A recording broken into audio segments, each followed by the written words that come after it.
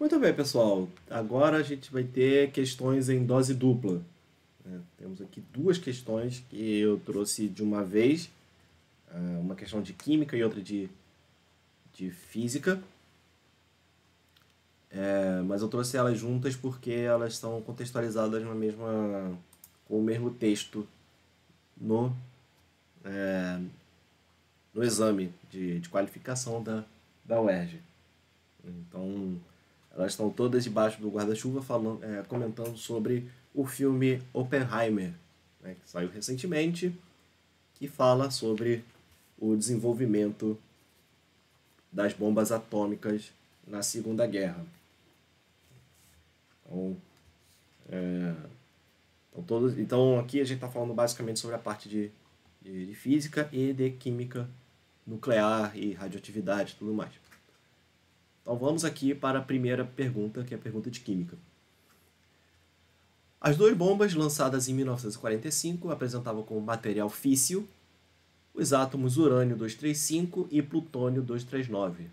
Comparando os núcleos desses dois átomos, a maior quantidade de nêutrons observada corresponde a... Fernando, como é que eu vou saber, como é que eu vou lembrar a quantidade de nêutrons e de prótons um, dentro de um átomo de urânio e de plutônio? Não lembro disso. Não tem problema. Basta saber que a prova da UERJ tem a tabela periódica no seu fundo. E aí você pode olhar aqui quais são os números correspondentes do urânio e do plutônio. E como é que isso vai te ajudar? Quando ele dá esse número aqui no finalzinho, geralmente é dado para isótopos radioativos que decaem e tudo mais, eles acabam sendo destacados o fato de serem radioativos por terem um número diferente do número de massa do seu correspondente, do seu isótopo não radioativo, né? Por exemplo, o carbono 14. O carbono 14 ele é uma versão radioativa do carbono 12, né, que é o correspondente comum. Então, o que a gente tem aqui? Urânio 235. Então, urânio. Então, temos aqui o urânio. A sua massa, o seu número de massa, pela letra A, é igual a 235. Seu número atômico, como eu falei, é só olhar na tabela periódica.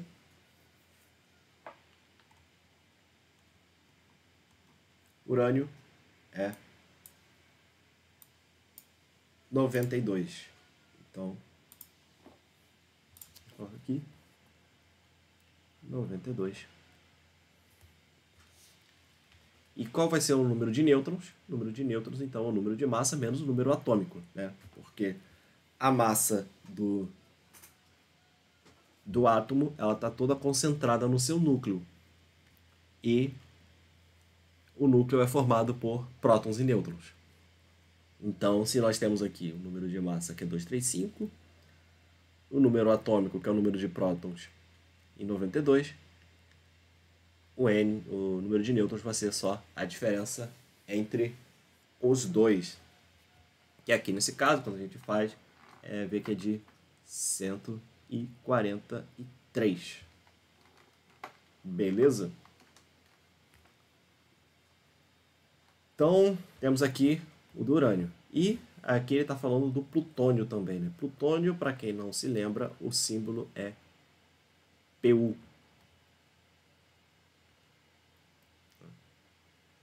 Então, nós temos aqui o plutônio, o seu número de massa, como diz aqui, é 239. Pelo menos o do seu isótopo que nós estamos conversando. E o plutônio está aqui pertinho, 94. Então, o Z dele é igual a 94.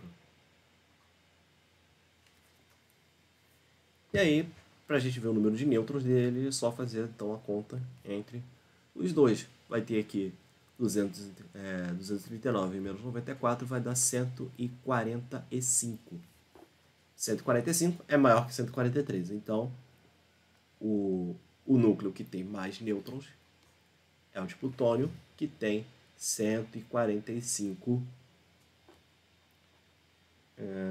nêutrons. Viu?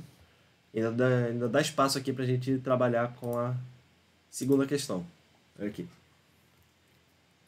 Considere que toda a energia liberada em um intervalo de tempo de 1 segundo pelas duas bombas corresponde a 1,5 vezes 10 a 14 joules. O gráfico que representa a potência média dessas bombas ao explodirem é... Bom, qual vai ser o gráfico aqui? Isso aqui é... A gente só precisa lembrar que potência, ele vai ser potência dada por tensão vezes corrente.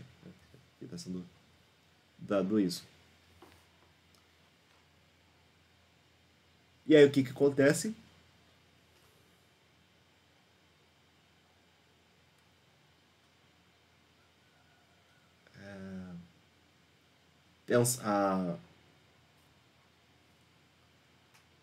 A tensão e a corrente elas são dadas aqui pela multiplicação direta.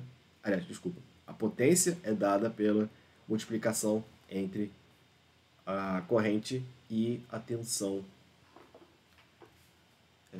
de um circuito. Geralmente aqui dado aqui com eletricidade, mas aqui também corresponde. E aí funciona da mesma maneira, que a gente só precisa calcular a área embaixo da curva que vai dar este valor. No caso aqui vai ser onde está 1,5 vezes 10 a quinta de tensão e de corrente de 10 elevado à nona. E aí vai ficar 1,5 vezes 10 a 14. Portanto, letra A. Então você vê que o mesmo contexto pode ser trabalhado com mais de uma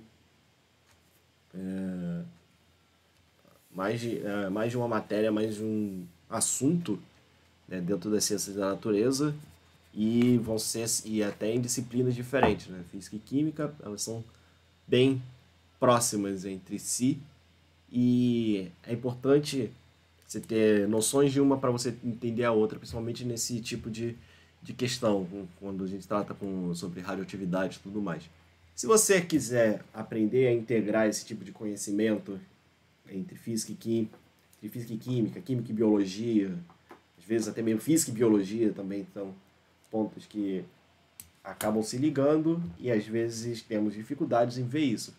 Então, se você quiser aprender a ver essa integração com mais clareza, toca nesse link que está aqui na descrição e vem falar comigo para a gente bater um papo e conversar sobre uma possível tutoria. Caso contrário, caso não queira, só não se esquece de deixar o seu like aqui e se inscrever no canal. Então, vamos aqui finalizando aqui essas questões do vestibular da UERJ, né, do ano de 2024. E falta pouco, né, a playlist já está acabando e daqui a pouco a gente vai passar essa prova a limpo. Beleza? Valeu, gente. Até o próximo vídeo.